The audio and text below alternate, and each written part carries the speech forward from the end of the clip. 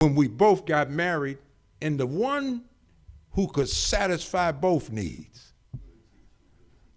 But we took him out the marriage after the wedding day. We just used his name to get married.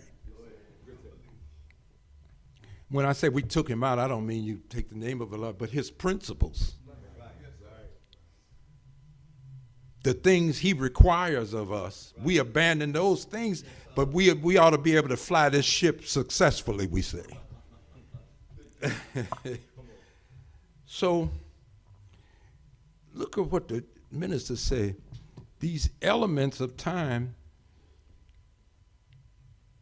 support and cooperate with you. Now look at this. He said the sun, moon, and stars, the forces of nature work to aid. Let me see if I put that up. Yeah, see, because, you know why I'm talking a lot about the elements and stuff? Get you off the phone thinking you can call somebody to fix your situation. Or scrolling down, what was that? We was talking about Brother Zebulon Wednesday night. We used to go to parties, and people would, even if you was a wallflower, you just sitting on the wall. You go to parties now, people scrolling down their phones and what? I mean, this thing have taken over. This thing is something. But you got the sun and the moon and stars, the forces of nature, and they work to aid God's will. But when something has run out of time, that's what we're talking about now. Your enemy, my enemy, is out of time. And once something has run out of time, the minister says, the same elements that used to work for you are now working against you. Yeah. So whole glaciers are melting and plopping in the water, causing earthquakes. And as it melts more and more, it's running over. I don't know if you watch the news and how much shoreline has been lost on the, but pretty soon we're going to have to move. Huh? And it's coming up from the Gulf in the south, and as the Honorable Elijah Muhammad said, it's taking up both shores, the Pacific and the Atlantic. The sun and the moon have attracting power on earth. So signs, Jesus said, are coming out of the sun and the moon. But when your time has run out, nature start revolting against you. It ain't cooperating with you. And he's a bad asset manager. Have you seen how many plastic bags are in the water? Animals are getting trapped up in it and everything. They're trying to make you get rid of these bags, and they're going back to the paper bag. But they've messed this planet up. Our earth. Dear God. So now these elements that have worked for you, they're working against you because your time is up. So he says, so before we can advance a bold new strategy and solution, we must discern what time it is. See, this is a serious moment that we're in, because you can't even get the cooperation of the elements.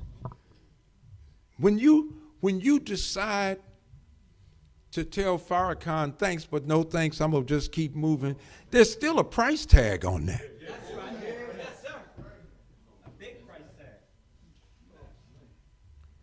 And America, the Honorable Elijah Muhammad showed us, the ministers so skillfully put it out. This is an old address from Washington, D.C., warning to the government of America. So that it was set up down there in Washington so that the government would be the audience. we're not paying attention,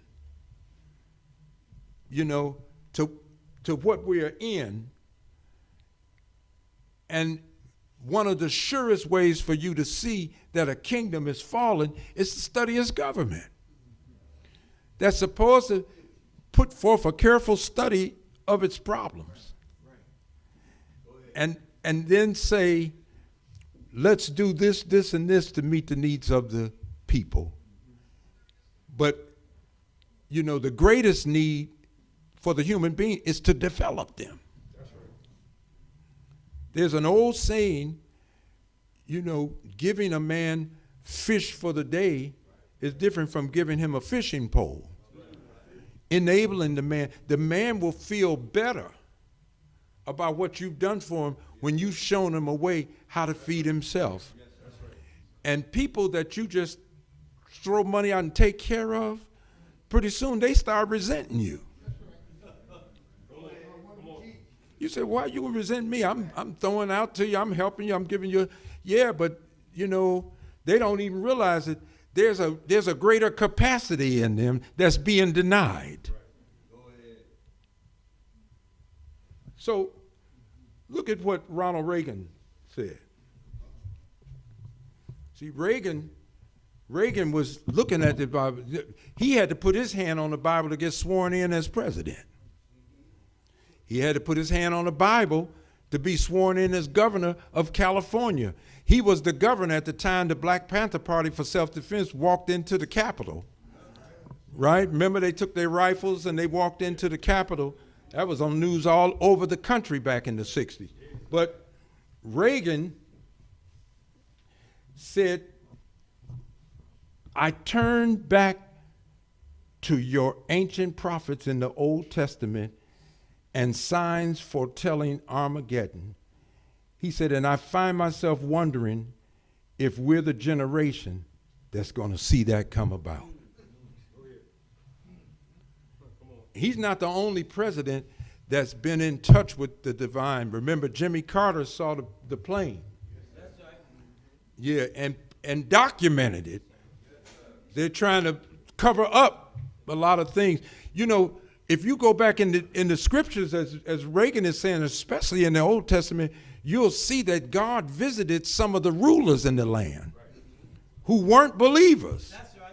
But he planted something in their mind that they couldn't shake, and it caused them to have to call the righteous forward for a solution in the land. Yes, sir.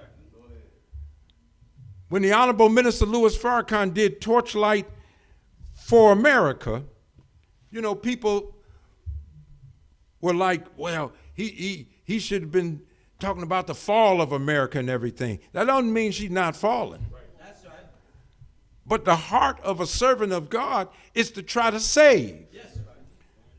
Part of saving is putting the real picture out there. That's right. Once you see the real picture, it gives you a real choice. Right. You don't have a real choice where you have a corrupted picture. So just to finish this off, Moses was a nationalist, as the minister said, because the Quran says, he said, bring forth thy people from darkness into light. He ain't trying to get everybody. You just be focused on your people. Jesus started out like Moses. I think I had it here. He said he had been sent unto the lost sheep in the house of Israel. Notice the Honorable Elijah Muhammad said, Israel is not lost. And the lost sheep are not in Israel, they're in the house of Israel.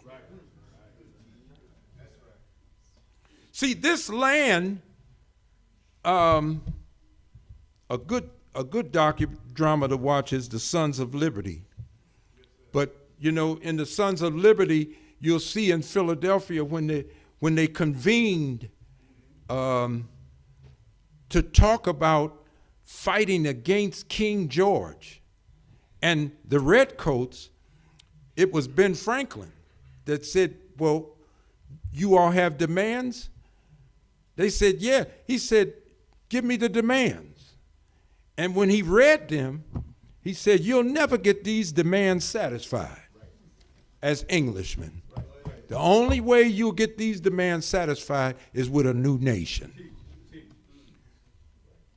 So you think about Master Farad Muhammad choosing July 4th to declare our independence.